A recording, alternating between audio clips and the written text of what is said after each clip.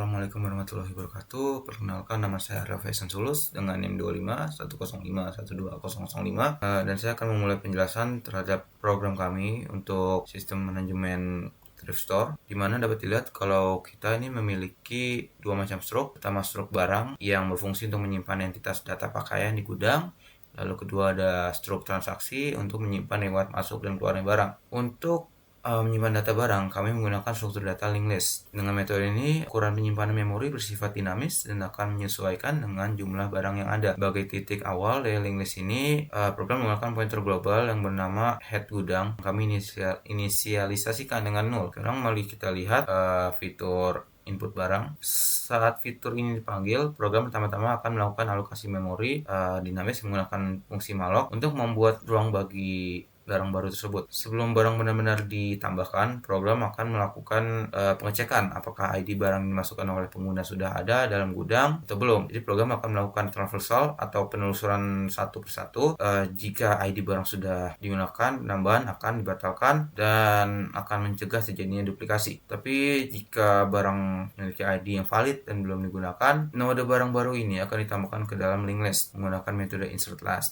Artinya program akan menelusuri data hingga menemukan node paling akhir, lalu menautkan barang yang tadi baru itu. Kita dapat lihat program ini beraksi. Kita langsung menjalan saja. Jadi misal kita ingin menginput barang baru dengan ID 101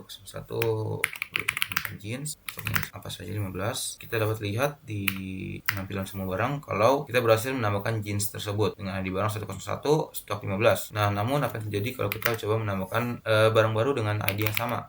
Seperti yang kita lihat, tersangka dengan error code gagal ini, ID barang 101 sudah ada di gudang. Berarti bagian untuk validasi duplikasi ID barang ini sudah terbukti berhasil untuk menyelamatkan program ini dan menambahkan barang baru dengan ID yang duplikat. Untuk selanjutnya saya serahkan ke rekan saya. Baik, selanjutnya saya akan menjelaskan implementasi dari fitur kedua, yaitu fungsi mutasi stok. Fungsi ini bertindak sebagai pengatur keluar masuknya barang sekaligus interkoneksi antara struktur data linked list dan queue. Di sini yang pertama di baris 114, if head gudang sama dengan 0. Pertama, fungsi ini akan melakukan validasi awal untuk memeriksa apakah pointer head gudang masih bernilai 0. Jika 0 artinya gudang kosong dan proses langsung dihentikan karena tidak ada data barang yang bisa dimutasi. Selanjutnya, di sini jika gudang berisi data, maka sistem akan melakukan sequential search. Melalui perulangan ini, pointer current akan menelusuri setiap simpul linked list dan dari baris terdepan untuk mencocokkan ID barang yang ada di dalam gudang dengan ID yang dicari oleh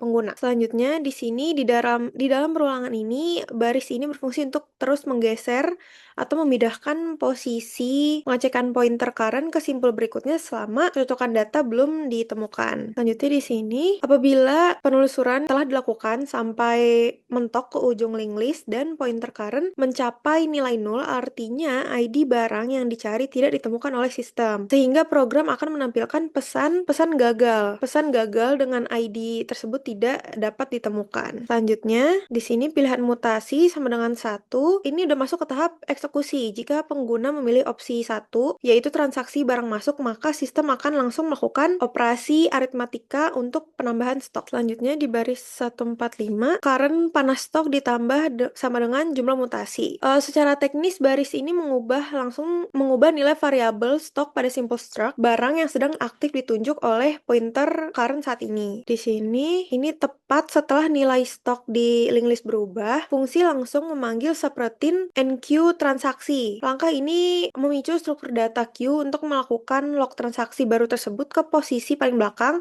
atau rear sebagai rekaman riwayat kronologis. Selanjutnya pilihan mutasi sama dengan 2. Di sini sebaliknya, jika pengguna memilih opsi 2 yaitu transaksi barang keluar, maka program akan dialihkan ke blok dengan kondisi ini. Selanjutnya di baris 155, current panas stok lebih kecil dari jumlah mutasi. Sebelum stok dikurangi, sistem menjalankan fungsi pengaman terlebih dahulu pada baris ini.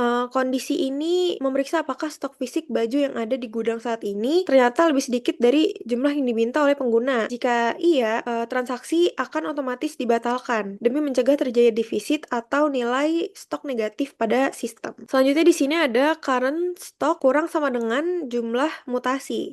Jika stok yang tersedia mencukupi, maka variabel stok pada simpul pakaian tersebut akan dikurangi sesuai dengan jumlah barang yang keluar. Selanjutnya di baris 160, setelah pengurangan stok berhasil dilakukan, sistem kembali memanggil fungsi NQ transaksi dengan mengirimkan parameter jenis keluar. Data transaksi ini akan mengantri secara otomatis di struktur data queue menggunakan prinsip FIFO atau first in first out. Lalu saya akan mencoba tes untuk fitur yang kedua, yaitu penambahan atau pengurangan stok. Sebelumnya kita masukkan dulu input barang baru 1, masukkan ID barang, contoh ID barangnya itu 3, nama barangnya sweater, jumlah stoknya 2, contoh sebagai contoh. Selanjutnya kita pilih yang kedua, kita masukkan ID barang tadi 3. Di sini stok sweater saat ini yaitu 2, kita akan melakukan penambahan stok dengan mengklik pilihan yang pertama. Masukkan jumlah barang masuk 2, sebagai contoh. Di sini sudah terlihat barang yang sweater yang tadinya berjumlah 2 bisa ditambahkan stoknya menjadi sekarang stoknya adalah 4. Selanjutnya, saya Kenzia Zahwa Edi Putri dengan NIM 25105121121 akan menjelaskan fitur pencarian barang, bubble sort, dan tampilkan semua barang. Jadi yang pertama ini ada fitur ketiga, yaitu fitur pencarian barang, fungsi cari barang, yang dimana fungsi ini digunakan untuk mencari data barang berdasarkan ID barang menggunakan metode sequential search pada linked list.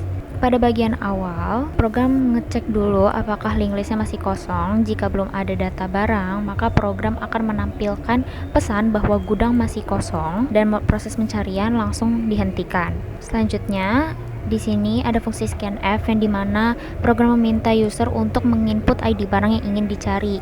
Nilai tersebut kemudian akan disimpan ke dalam variabel ID cari. Setelah itu, program membuat pointer current yang menunjukkan node pertama atau head melalui perulangan while. Program akan melakukan traversal atau menelusuri setiap node pada linked list. Di dalam perulangan ini dilakukan proses sequential search, yaitu membandingkan ID barang yang diinput dengan ID barang pada setiap node.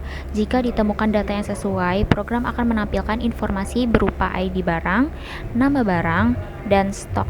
Sebaliknya, apabila seluruh node sudah diperiksa tapi tidak ada data yang cocok, maka program akan menampilkan pesan bahwa barang dengan ID tersebut tidak ditemukan. Saya akan mencoba mendemonstrasikan fitur ketiga.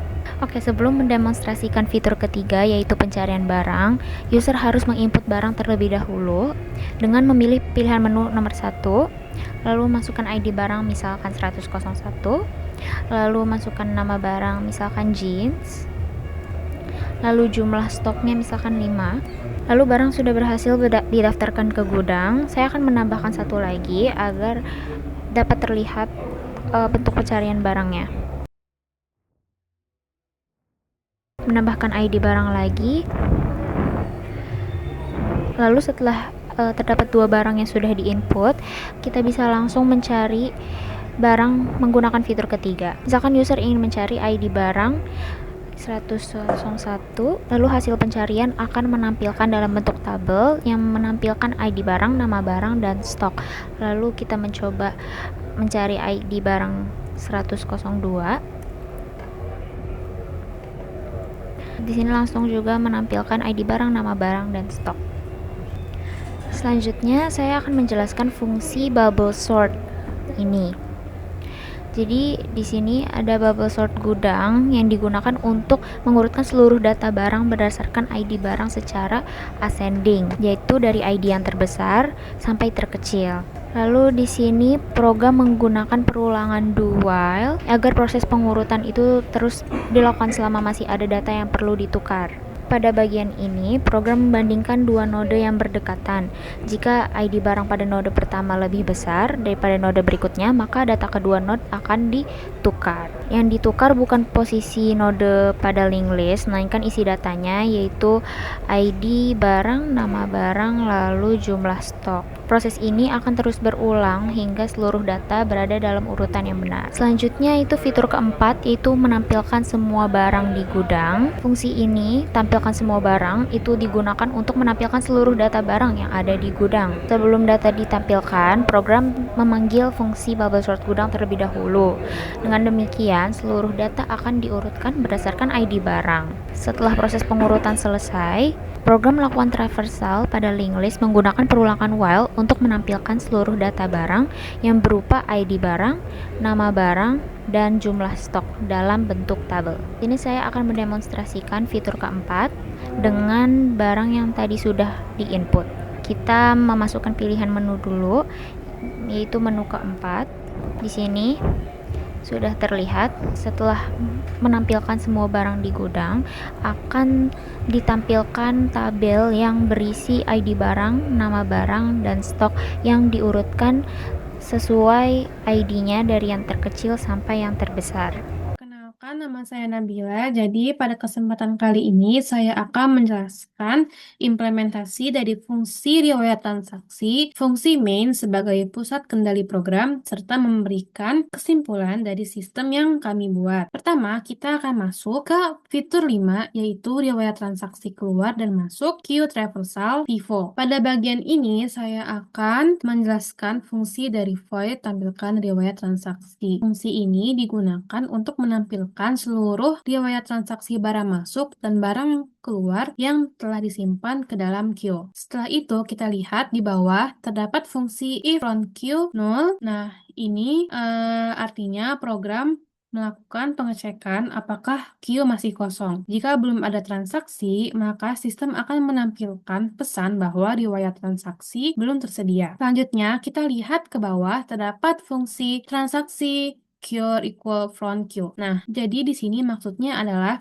apabila terdapat data, pointer cure akan diarahkan ke front queue, yaitu transaksi yang pertama kali masuk. Nah, di sini kita lihat ada fungsi while cure equal null. Jadi selanjutnya itu akan dilakukan traversal menggunakan perulangan while. Jadi setiap transaksi akan ditampilkan satu persatu hingga node terakhir. Setelah itu kita lihat di bawah terdapat fungsi cure equal cure to next. Karena traversal dimulai dari front queue, urutan transaksi akan mengikuti konsep FIFO atau first in first out. Selanjutnya, kita akan masuk ke dalam bagian antarmuka menu utama program. Di sini saya akan menjelaskan fungsi dari kode main. Fungsi ini tuh merupakan pusat kendali dari seluruh program. Di sini kita bisa lihat terdapat berbagai macam menu seperti input barang baru, penambahan atau pengurangan stok. Pada bagian ini, program akan menampilkan menu utama yang berisi seluruh fitur yang dapat dipilih oleh pengguna. Jadi, program ini menggunakan perulangan do while sehingga setelah satu proses selesai, menu akan ditampilkan kembali. Kita juga lihat di sini terdapat fungsi scanf. Jadi itu selanjutnya program akan menerima input pilihan menu dari pengguna. Kita lihat di bawah terdapat fungsi switch. Setelah pengguna memilih menu, program akan menggunakan struktur switch case untuk memanggil fungsi sesuai pilihan. Misalnya terdapat beberapa case dari case 1 hingga case 6. Jadi setiap case akan menjalankan fitur yang berbeda seperti input barang, mutasi stok, pencarian barang, penampilan data, maupun riwayat transaksi. Maka berdasarkan hasil implementasi dari kami, program berhasil menerapkan linked list untuk pengelolaan data barang, queue untuk penyimpanan riwayat transaksi berdasarkan prinsip FIFO, serta bubble sort untuk mengurutkan data berdasarkan ID barang. Seluruh fitur utama dapat berjalan dengan baik sehingga tujuan pembuatan sistem manajemen stok toko thrifting berbasis Basasi telah berhasil dicapai. Jadi saya akan mendemonstrasikan fitur kelima, yaitu riwayat transaksi keluar dan masuk. Sebelum mendemonstrasikannya, kami harus menambah atau mengurangi stok terlebih dahulu agar terdapat riwayat transaksinya. Kita pilih menu kedua dulu, lalu masukkan ID barang misalkan 101. Kita akan menambah stok sebanyak 3 stok, 3 barang. Lalu di sini sudah berhasil ditambahkan. Lalu kita akan mencoba lagi dengan mengurangi stok. Kita memasukkan ID barang 102, mengurangi stok, kita akan mengeluarkan 2 barang.